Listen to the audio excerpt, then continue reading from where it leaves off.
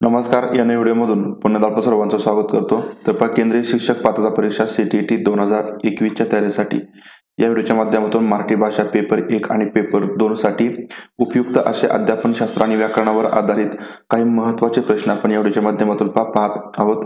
तर जे पाठीमागील परीक्षेमध्ये विचारले गेलेले आहेत. तर या ठिकाणी ज्या प्रश्नामध्ये टॅग वर्डचा वापर केला असेल तर ते प्रश्न टॅग वर्डचा वापर करून कशा पद्धतीने सोडवायचं हे सुद्धा तुम्हाला या व्हिडिओच्या माध्यमातून पाहायला मिळेल. तर यासाठी हा व्हिडिओ शेवटपर्यंत पाहता आणि या आधीचे व्हिडिओ जर तुम्ही पाहिले नसतील तर परीक्षेला जाण्याच्या आधी सर्व व्हिडिओज एकदा पाहून घ्यायचे आहेत. चॅनलवरती सर्व व्हिडिओज उपलब्ध आहेत. आणि याआधी जर हा चॅनल तुम्ही सबस्क्राईब केला नसेल तर चॅनल सबस्क्राईब करा, व्हिडिओ लाईक करा, जास्तीत जास्त शेअर करा. तर या ठिकाणी एकूण आपण 20 प्रश्न हे पाहणार आहोत. याच्यामध्ये पेडागॉजीवर आधारित 15 प्रश्न आणि राहिलेले 5 प्रश्न हे व्याकरणावर आधारित असतील. तर या ठिकाणी आपण प्रश्न क्रमांक 121 ते 135 हे पेडागॉजीवर आधारित सुरुवातीला पाहणार आहोत. तर प्रत्येक प्रश्नाचं उत्तर तुम्ही द्यायचं आहे. शेवटी तुम्हाला 20 पैकी किती स्कोर आला तुमचा ते कमेंट बॉक्समध्ये तुम्ही सांगायचं आहे.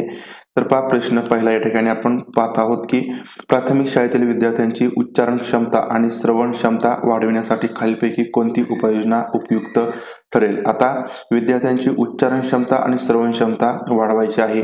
उच्चारण म्हणजे भाषण आणि श्रवण म्हणजे श्रवण क्षमता वाढवायची आहे. त्यासाठी उपयुक्त उपाययोजना सांगायची आहे. गोष्ट सांगणे, मजकूर सांगून ती लिहायला लावणे, कविता म्हणणे आणि भाषा प्रयोगशाळेचा वापर करायला लावणे, अभिनय करण्यास आणि बातम्यांचे वाचन करण्यास सांगणे, अभिनय आणि संभाषण करण्यास लावणे. तर आता या ठिकाणी उच्चारण क्षमता वाढवायची आहे आणि श्रवण क्षमता वाढवायची आहे. यासाठीचा आपला उपाययोजना या ठिकाणी आपल्याला सुचवायची आहे.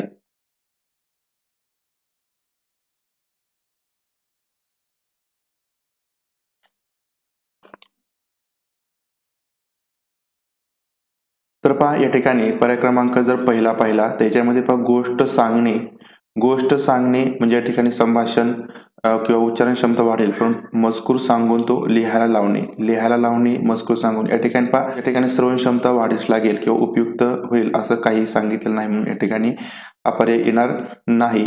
कविता म्हटल्यानंतर उच्चारण वाढेल, पण तो भाषा प्रयोगशाळेचा वापर करायला लावणे याच्यामुळे श्रवण क्षमता वाढणार नाही, याच्यामुळे हा पर्याय येणार नाही. अभिनय करण्यास आणि बातम्यांचे वाचन करण्यास सांगणे, याच्यामुळे फक्त बातम्यांचं वाचन आणि अभिनय करून फक्त उच्चारण क्षमता वाढेल. आपल्याला श्रवण क्षमता सुद्धा वाढवायची आहे. तर आता पर्याय क्रमांक जर 4 पाहिला तर याच्यामध्ये अभिनय आणि संभाषण करण्यास लावणे असं सांगितलेलं आहे. तर अभिनय करण्यासाठी आपल्याला श्रवण सुद्धा करावं लागेल आणि त्याच्यामधून उच्चारण क्षमता सुद्धा वाढणार आहे.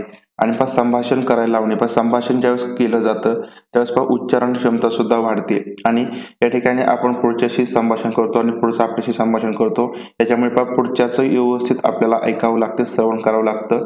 याच्यामुळे संभाषण प्रक्रियेमध्ये सुद्धा श्रवण क्षमता वाढणार आहे. म्हणजे या ठिकाणी या अभिनय करण्यात आणि संभाषण करण्यात दोन्हीमध्ये पण उच्चारण क्षमता सुद्धा वाढेल आणि श्रवण क्षमता सुद्धा वाढणार आहे. म्हणून पर्याय क्रमांक 4 ही उपाययोजना सर्वात जास्त उपयुक्त ठरणार आहे. त्यानंतर प्रश्न पुढचा आहे, भाषा शिक्षणात उपचारात्मक शिक्षणाचे उद्दिष्ट काय असतं. जे भाषा शिक्षण असतं त्याच्यामध्ये उपचारात्मक शिक्षणाचं उद्दिष्ट काय. विद्यार्थ्यांच्या प्राथमिक चुका दुरुस्त करणे, माहिती किंवा ज्ञान या संदर्भात होणाऱ्या चुका सुधारणे, विद्यार्थ्यांच्या आत्मविश्वासात वाढ करणे आणि वरील सर्व. आता या ठिकाणी लक्षात ठेवायचं आहे की उपचारात्मक शिक्षणाचं उद्दिष्ट नेमकं काय असतं. तर या ठिकाणी विद्यार्थ्यांच्या प्राथमिक चुका दुरुस्त कराव्या लागणार. ज्या काही प्राथमिक चुका आहेत तर त्या या उपचारात्मक शिक्षणातून दुरुस्त कराव्या लागतात. हे एक उपचारात्मक शिक्षणाचं उद्दिष्ट आहे. आणि माहिती किंवा ज्ञान या संदर्भात होणाऱ्या ज्या काही चुका आहेत त्या सुधारून घ्यायच्या आहेत.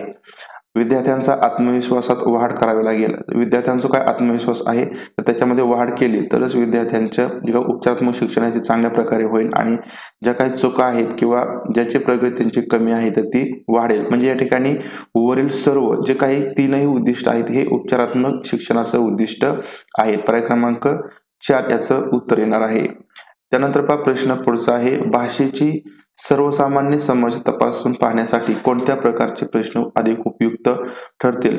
भाषेची सर्वसामान्य समज तपासून पाहायची आहे. अतिलगोत्तरी प्रश्न, दीर्घोत्तरी प्रश्न, निबंधवजा प्रश्न, वस्तुनिष्ठ किंवा बहुविकल्पीय प्रश्न. तर समज तपासून पाहायची आहे, तर ती सर्वसामान्य समज तपासून पाहायची आहे.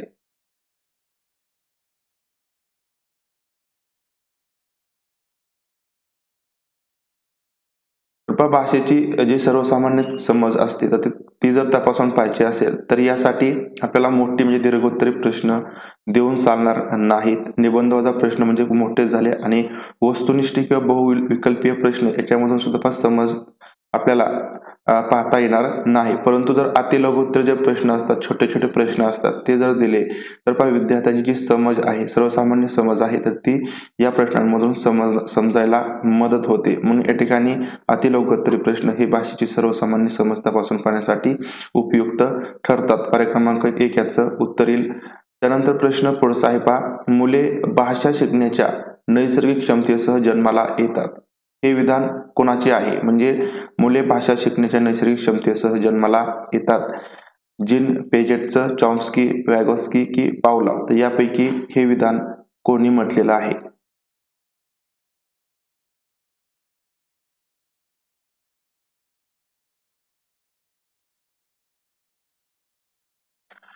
तर पहा, मुले भाषा शिकण्याच्या नैसर्गिक क्षमतेसह जन्माला येतात. म्हणजे मुलांना भाषा ग्रहण करण्याची क्षमता जन्मजातच असते किंवा ती क्षमता ते जन्मतःच घेऊन येतात. तर हे जे विधान आहे ते चॉम्स्की यांनी म्हटलेलं आहे. पर्याय क्रमांक 2 याचं उत्तर येईल. त्यानंतर पहा प्रश्न पुढचा आहे, हिंदी भाषक प्रदेशातील एक मुलगी तुमच्या प्रदेशात येते. तुमची भाषा बोलताना ती चुका करते. एक शिक्षक या नात्याने तुम्हाला पुढीलपैकी कोणते विधान योग्य वाटतं? कोणतं विधान या ठिकाणी योग्य वाटतं? आता योग्य वाटतं हे या ठिकाणी पॉझिटिव्हली घ्यायचं आहे. आपण ती जे काही मुलगी चुका करते तर त्या मुलीच्या चुकाकडे आपण पॉझिटिव्हली पाहायचं आहे. याचाच अर्थ त्याच्यामध्ये हा योग्य वाटते, विधान योग्य वाटणे या ठिकाणी आपल्याला पॉझिटिव्ह टॅगवर्डचा वापर करून या ठिकाणी प्रश्नाचं उत्तर द्यायचं आहे. तिने केलेल्या चुका वारंवार निदर्शनास आणून देणे, तिला भाषा वापरण्याची ज्यादा संधी उपलब्ध करून देणे, तिला रोज अर्धा तास भाषेचा सराव करण्यास सांगणे, भाषेच्या वापरात तिच्या मातृभाषेचा प्रभाव नाकारणे. तर पहा, या ठिकाणी लक्षात घ्यायचं आहे की हिंदी भाषक प्रदेशातील एक मुलगी आपल्या प्रदेशात येत आहे, म्हणजे महाराष्ट्रामध्ये येत आहे आणि तुमची भाषा बोलताना ती चुका करते, म्हणजे मराठी भाषा बोलत असताना ती चुका करते. तर एक शिक्षक या नात्याने तुम्हाला किंवा आपल्याला पुढीलपैकी कोणते विधान योग्य वाटेल? तर पहा, या ठिकाणी पर्याय क्रमांक जर 1 पाहिला की तिने ज्या काही चुका केलेल्या आहेत त्या चुका वारंवार तिला निदर्शनास आणून देणे. तर पहा, जर आपण तिला सारख्या तिच्या चुका वारंवार निदर्शनास आणून दिल्या तर ती आपली भाषा बोलणार नाही, ते निगेटिव्हली ती घेऊ शकते. म्हणून या ठिकाणी हे विधान निगेटिव्ह आहे. त्याच्यानंतर तिला रोज अर्धा तास भाषेचा सराव करण्यास सांगणे. तर पहा, भाषेचा सराव या ठिकाणी फक्त रोज अर्धा तास जर दिला तर पहा तिच्या चुका कमी होणार नाही, हे लक्षात घ्यायचं आहे. म्हणजे हा सुद्धा जो काही पर्याय आहे तर तो येणार नाही. भाषेच्या वापरात तिच्या मातृभाषेचा प्रभाव नाकारणे, हे लक्षात घ्यायचं आहे की जी मातृभाषा असते ती मातृभाषा पहिल्यांदा घ्यायची आणि मातृभाषेतूनच आपल्या द्वितीय भाषा शिकवायच्या आहेत किंवा त्या शिकता येतात. म्हणजे आपली मराठी मातृभाषा आहे, आपल्याला मराठी मातृभाषेतूनच आपण हिंदी किंवा इंग्रजी भाषा शिकू शकतो. तसंच हिंदी या भाषेत मातृभाषा असतील तर त्याच्यातूनच तिला मराठी भाषा बोलता येणार आहे. म्हणजे नाकारणे हा सुद्धा निगेटिव्ह टॅगवर्ड्स आहे किंवा शब्द आहे, म्हणून हा पर्याय येणार नाही. तर या ठिकाणी कोणतीही भाषा असो तर ती भाषा किंवा त्या भाषेला जास्तीत जास्त वापरण्याची जर संधी विद्यार्थ्यांना दिली, बोलण्याची संधी दिली, तर त्याच्या काही चुका आहेत त्या होणार नाहीत. म्हणजे तिला भाषा वापरण्याची ज्यादा संधी उपलब्ध करून दिली पाहिजे. आपली जी मराठी भाषा आहे तर तिला जास्तीत जास्त बोलता यावी, यासाठी तिला काहीतरी संधी जास्तीत जास्त उपलब्ध करून दिल्या तर या ठिकाणी त्या चुका करणार नाहीत आणि हे विधान या ठिकाणी सर्वात योग्य आहे. पर्याय क्रमांक 2 याचं उत्तर येईल. त्यानंतर प्रश्न पुढचा आहे, पुढीलपैकी कोणती बाब साध्य करण्यासाठी भाषा शिकणे गरजेचं नाही? म्हणजे या ठिकाणी खालीलपैकी कोणती बाब साध्य करण्यासाठी भाषा शिकावीच असं गरजेचं नाही? जीवनाचे विविध टप्पे समजून घेण्यासाठी, भाषा आकलनासाठी, अंतर्मनाचा आवाज ऐकण्या किंवा सांगण्यासाठी, जीवनाच्या विविध गरजा पूर्ण करण्यासाठी. आता कोणती बाब साध्य करण्यासाठी किंवा पूर्ण करण्यासाठी भाषा शिकणं हे आवश्यक नाही, गरजेचं नाही सांगायचं आहे. तर पहा, या ठिकाणी खालीलपैकी जीवनाचे विविध टप्पे समजून घेण्यासाठी, आता जीवनाचे विविध टप्पे जर समजून घ्यायचे असतील तर या सर्व गोष्टीसाठी भाषा शिकणं आवश्यक असतं. आणि अंतर्मनाचा आवाज ऐकणे आणि सांगण्यासाठी, जर अंतर्मनाचा आवाज ओळखता येत नसेल किंवा तो सांगता येत नसेल, ऐकता येत नसेल, म्हणजे श्रवण कौशल्य, संभाषण कौशल्य, यासाठी भाषा कौशल्य शिकणं आवश्यक आहे, म्हणजे भाषा शिकणं गरजेचं आहे. जीवनाच्या विविध गरजा पूर्ण करण्यासाठी जीवनामध्ये विविध गरजा असतात. बोलायचं असतं, ऐकायचं असतं, लिहायचं असतं, सांगायचं असतं. तर या गरजा पूर्ण करायच्या असतील, कोणाला काय विचारायचं असतं हे जर समजलं नाही तर या ठिकाणी जीवनाच्या पूर्ण गरजा होणार नाहीत. मग या ठिकाणी या गोष्टीसाठी सुद्धा भाषा शिकणं गरजेचं आहे. परंतु पहा, फक्त भाषा आकलनासाठी, भाषेचं आकलन हे या ठिकाणी लक्षात घ्यायचं आहे की भाषा आकलनासाठी किंवा भाषा ग्रहण करण्याची क्षमता असते ती जन्मजातच असते आणि या गोष्टीसाठी भाषा शिकणं गरजेचं नसतं. तर पहा, जुन्या पिढीतील जे काही लोक होते ते शाळेमध्ये गेलेले नाहीत, भाषा शिकले नाहीत, तरी सुद्धा त्यांची जी समज असते, भाषेची समज असते, बोलण्याची समज असते, तर ते या ठिकाणी चांगल्या प्रकारचे असते किंवा त्यांना भाषा चांगल्या प्रकारे आकलन होते. भाषा आकलन म्हणजे या ठिकाणी हिंदी भाषा थोडीशी बोलता येते किंवा इंग्रजी भाषा बोलता येते. तर त्या वातावरणामध्ये ते बाळ किंवा तो मुलगा आला तर त्या ठिकाणी त्याला भाषेचं आकलन होणार आहे. म्हणजे भाषा आकलनासाठी भाषा शिकणं हे गरजेचंच असतं असं नाही, त्याची गरज नसते. पर्याय क्रमांक 2 याचं उत्तर येणार आहे. भाषेचं आकलन या ठिकाणी याचा अर्थ आपल्याला त्याच्यामधील जे काही बारकावे आहेत ते समजून घेण्यासाठी होतो असं घ्यायचा नाही. तर फक्त त्या भाषेचं आकलन झालं पाहिजे, भाषा समजली पाहिजे, बोलता आली पाहिजे थोडीशी तरी, तर त्यासाठी भाषा शिकावीच असं नाही. पर्याय क्रमांक 2 याचं उत्तर येईल.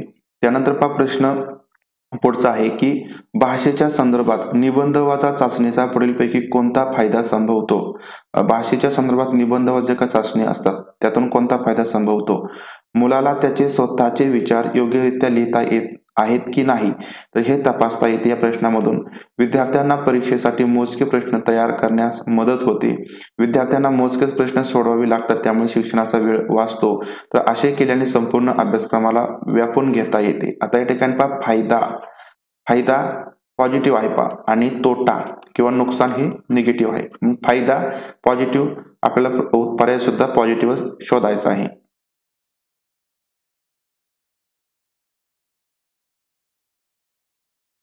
तर या ठिकाणी निबंधाचा चाचणी आहे, निबंधाचा प्रश्न आहेत. तर याच्यामधून विद्यार्थ्यांना परीक्षेसाठी मोजके प्रश्न तयार करण्यास मदत होते. तर लक्षात घ्यायचं आहे की मोजकेच प्रश्नांनी काय होणार आहे. तर या ठिकाणी मोजके प्रश्न म्हणजे निगेटिव्ह टॅगवर आहे, म्हणजे आपल्याला कमी प्रश्न देऊन विद्यार्थ्याचं कोणत्याही प्रकारचं मूल्यांकन करता येणार नाही किंवा चांगल्या प्रकारे योग्यरीतीने मूल्यांकन करता येणार नाही. पण मोजके प्रश्न तयार करण्यास मदत होते, या ठिकाणी हे चुकीचं आहे किंवा निगेटिव्ह आहे. त्यानंतर विद्यार्थ्यांना मोजकेच प्रश्न सोडवावे लागतात, त्यामुळे शिक्षणाचा वेळ वाचतो. लक्षात घ्या, इथे सुद्धा असंच आहे. शिक्षणाच्या वेळेकडे आपल्याला कधीही पाहायचं नाही, हे लक्षात घ्यायचं आहे. विद्यार्थ्याला त्याच्या वेळेप्रमाणे त्याला जेवढा वेळ लागेल त्या वेळेप्रमाणे शिकून द्यायचं आहे. या ठिकाणी निगेटिव्ह आहे. असे केल्याने संपूर्ण अभ्यासक्रमाला व्यापून घेता येते. फक्त या ठिकाणी काही निबंधाचे प्रश्न दिले म्हणून संपूर्ण अभ्यासक्रम या ठिकाणी आपल्याला व्यापून घेता येणार नाही किंवा संपूर्ण अभ्यासक्रमावरती आपल्याला प्रश्न विचारता येत नाहीत, म्हणजे या ठिकाणी हे सुद्धा चुकीचं आहे.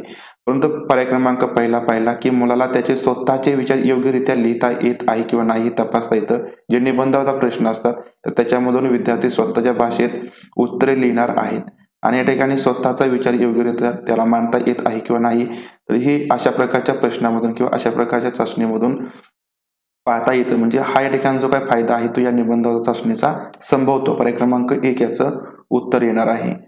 प्रश्न पुढचा आहे, विशिष्ट क्षमता असलेल्या मुलांना लेखन कौशल्याच्या सरावासाठी पुढीलपैकी कोणती गोष्ट आवश्यक असते? तर विशिष्ट क्षमता असलेल्या मुलांना लेखन कौशल्याच्या सरावासाठी विचारांची अस्सलता, प्रतिकात्मक भाषेचा वापर, योग्य शब्दावलीचा वापर की सुंदर अक्षरे?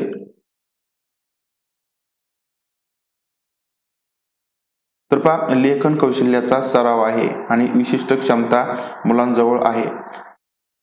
तर अशा मुलांना जी आवश्यक गोष्ट असते तर ती म्हणजे योग्य शब्दावलीचा वापर, योग्य शब्दांचा वापर तर अशा मुलांना करता आला पाहिजे. तर या ठिकाणी लेखन कौशल्याचा जो सराव आहे तर तो योग्य प्रकारे होणार आहे. पर्याय क्रमांक 3 याचं उत्तर येईल. त्यानंतर प्रश्न पुढचा आहे की भाषेच्या सतत आणि व्यापक मूल्यांकनासाठी पुढीलपैकी कोणत्या गोष्टीवरती भर दिला गेला पाहिजे? भाषेचं सातत्यपूर्ण मूल्यांकन करण्यासाठी योग्य शब्दसंग्रह, प्रकल्प कार्य, योग्य उच्चारण, वेगवेगळ्या संदर्भात भाषेला वापरण्याची क्षमता.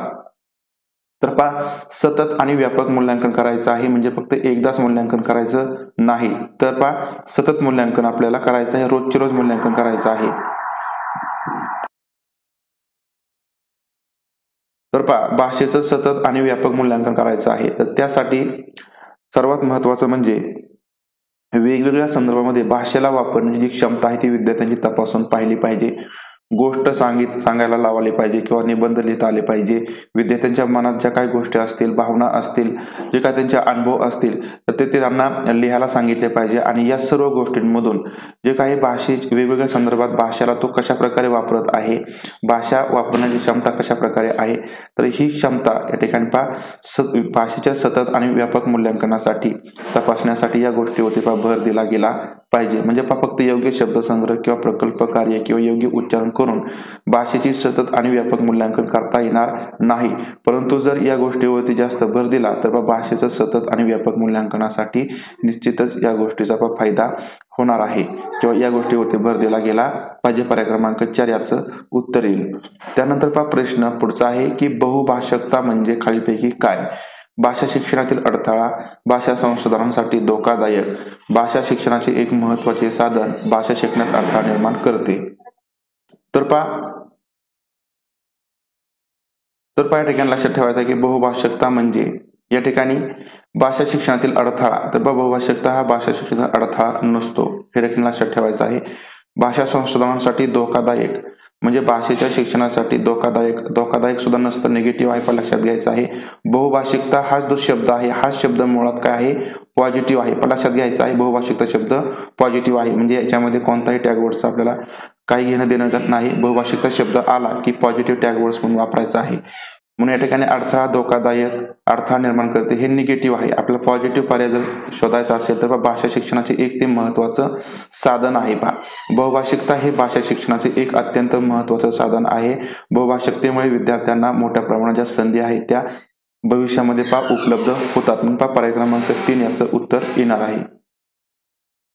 त्यानंतर प्रश्न पुढचा आहे, भाषेचे प्राथमिक रूप म्हणजे खालीलपैकी काय? प्राथमिक रूप भाषेचं सांगायचं आहे. संकेत भाषा, व्याकरण, लिखित भाषा, मौखिक भाषा.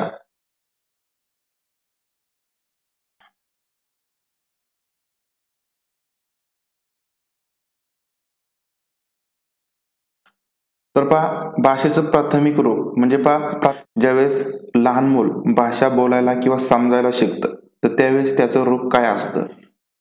तर या ठिकाणी प्राथमिक रूपामध्ये व्याकरण येत नाही, लिखित भाषा आणि मौखिक भाषा सुद्धा येत नाही.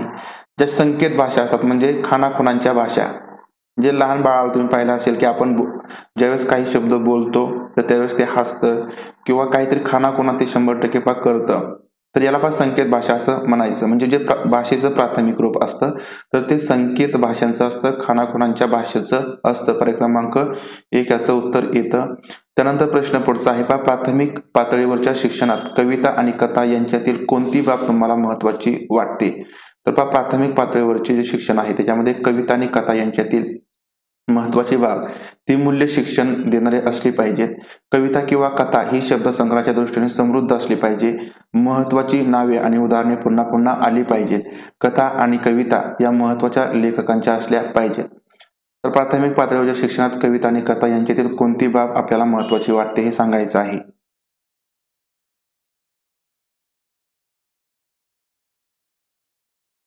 तर जे काही प्राथमिक पातळीवरचे शिक्षण असतं त्याच्यामध्ये कविता आणि कथा तर यांचा खूप महत्वाचा रोल असतो.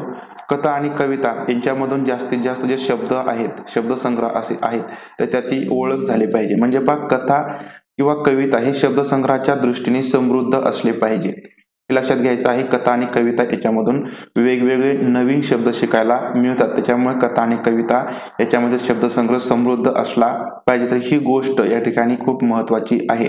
बाकीच्या गोष्टी सुद्धा महत्वाच्या आहेत, परंतु शब्दसंग्रह वाढणं खूप महत्वाचं आहे. नवीन शब्द विद्यार्थ्यांना माहिती होणं या ठिकाणी सर्वात महत्वाचं आहे.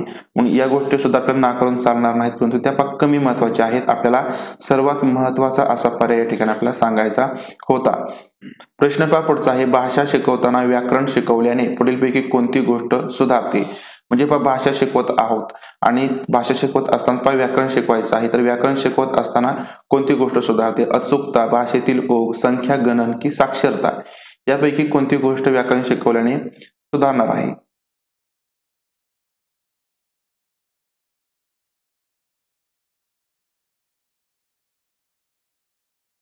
तर पहा भाषा शिकवत असताना जर व्याकरण शिकवलं तर यामुळे पहा भाषेतील जी अचूकता असते ते अचूकता पहा सुधारण्यास मदत होते. तर पहा ही सर्वात महत्वाची गोष्ट आहे की व्याकरणामुळे अचूकता वाढते. तर पहा लिहिण्यामधील अचूकता वाढते, बोलण्यामधील अचूकता वाढते आणि जे व्याकरणदृष्ट्या काही वाक्य असतात किंवा जसं बोललं पाहिजे तर त्याप्रमाणे जी अचूकता आहे ती गोष्ट सुधारण्यास या ठिकाणी पहा मदत होते. पर्याय क्रमांक 1 याचं उत्तर येतं. प्रश्न पहा पुढचा आहे, लेखन परंपरेत पुढीलपैकी कोणती बाब समाविष्ट असते? जी लेखन परंपरा आहे त्याच्यामध्ये कोणती बाबीचा समावेश होतो? कथा, विचार, कल्पकता, योग्य विरामचिन्हांचा वापर, उत्तम शब्द संग्रह. तर पहा कोणती लेखन परंपरा आहे याच्यामध्ये.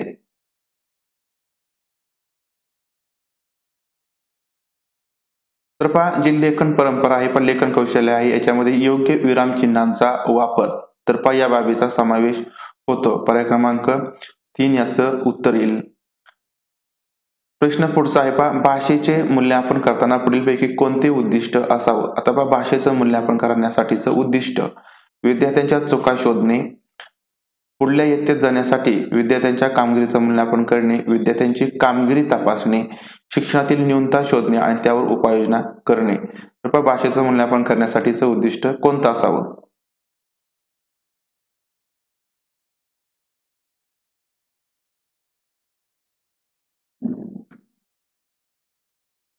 तर पहा भाषेचं मूल्यांकन करायचं आहे म्हणजे पहा पॉझिटिव्ह आहे या ठिकाणी. पॉझिटिव्हली घ्यायचा आहे हा प्रश्न, पॉझिटिव्ह टॅग वर्ड्स आहे. तर पहा विद्यार्थ्यांच्या चुका शोधणे हे निगेटिव्ह आहे, लक्षात घ्यायचं आहे. फक्त चुका शोधण्यासाठी आपण भाषेचं मूल्यांकन करत नाही किंवा पुढील इयत्तेत जाण्यासाठी विद्यार्थ्यांच्या कामगिरीचं मूल्यांकन करणे फक्त पुढील इयत्तेत जाण्यासाठीच नाही, तर पहा विद्यार्थ्यांच्या भविष्यामध्ये त्याचा फायदा झाला पाहिजे. म्हणजे या ठिकाणी पुढील इयत्तेत जाण्यासाठीच फक्त आपण भाषेचं मूल्यांकन करतो का? तर नाही, हे निगेटिव्ह आहे. विद्यार्थ्यांची फक्त कामगिरी तपासायची म्हणूनच या ठिकाणी आपण मूल्यांकन करत नाही. त्याचा सर्वांगीण विकास होणं सुद्धा भाषेच्या मूल्यांकनाच्या दृष्टीने खूप महत्वाचं आहे, म्हणून या ठिकाणी हे निगेटिव्ह आहे. म्हणजे या ठिकाणी जे उद्दिष्ट असतं ते पहा शिक्षणातील न्यूनता शोधणे, भाषेच्या शिक्षणातील जी काही न्यूनता असते, काही गोष्टी कमी झाल्या असतील किंवा काही गोष्टींचा विकास कमी झाला असेल, सर्वांगीण विकासामध्ये काही अडचणी असतील तर त्या न्यूनता शोधल्या पाहिजे, कमीपणा शोधला पाहिजे आणि त्यावर उपाययोजना करणं. तर हे भाषेच्या मूल्यांकनाचं प्रमुख खूप महत्वाचं उद्दिष्ट असतं. पर्याय क्रमांक 4 याचं उत्तर येणार आहे. म्हणजे पहा या ठिकाणी शिक्षणातील न्यूनता शोधायची आणि त्यावर उपाययोजना करायची, हे भाषेचे मूल्यांकन करण्याचं उद्दिष्ट असावं. पर्याय क्रमांक 4 याचं उत्तर येईल. तर पहा अशा प्रकारे या ठिकाणी आपण 15 प्रश्न हे पेडागॉजीवर आधारित पाहिलेले आहेत. आता या ठिकाणी व्याकरणावर आधारित प्रश्न पाहूया. तर पहा याच्यामध्ये पहिला प्रश्न आहे पहा, प्रमाण लेखनाच्या दृष्टीने अचूक शब्द ओळखा. तर पहा प्रमाण लेखनाच्या दृष्टीने अचूक शब्द ओळखा. तर पहा लेखनाच्या दृष्टीने शुद्ध शब्द या ठिकाणी आपल्याला सांगायचा आहे आशीर्वाद, आशीर्वाद, आशीर्वाद, आशीर्वाद. आता या प्रश्नाचं उत्तर तुम्ही कमेंट बॉक्समध्ये द्यायचं आहे. पहा अचूक शब्द यापैकी कोणता आहे? तर या प्रश्नाचं उत्तर तुम्ही कमेंट बॉक्समध्ये सांगा. त्यानंतर पहा प्रश्न पुढचा आहे, गत्यंतर नसणे म्हणजे नेमकं काय? विकल्प नसणे, पर्याय उपलब्ध असणे, गती नसणे, वेगळी वाट सापडणे. पहा गत्यंतर नसणे याचा अर्थ खालीलपैकी काय होतो?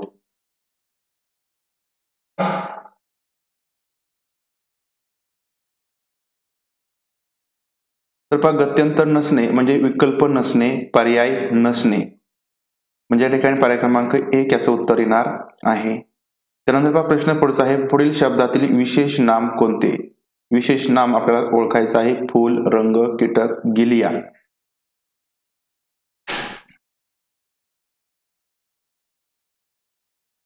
तर पहा यापैकी विशेष नाम आहे पहा गिलिया. गिलिया हे विशेष नाम आहे. पर्याय क्रमांक 4. पहा अशा प्रकारे या ठिकाणी आपण व्याकरणावरचे 1, 2, 3 प्रश्न पाहिलेले आहेत. एका प्रश्नाचं उत्तर तुम्ही कमेंट बॉक्समध्ये पहा द्यायचं आहे. 15 प्रश्न आपण पेडागॉजीवर आधारित पाहिलेले आहेत. आता या ठिकाणी तुमचा स्कोर किती आला हे कमेंट बॉक्समध्ये सांगायचं आहे. आणि व्हिडिओ आवडला असेल तर व्हिडिओ लाईक करा, व्हिडिओ जास्तीत जास्त शेअर करा आणि हा चॅनल तुम्ही अजूनही सबस्क्राईब केला नसेल तर हा चॅनल सबस्क्राईब करा. तर भेटूया पुढील व्हिडिओमधून, तोपर्यंत धन्यवाद.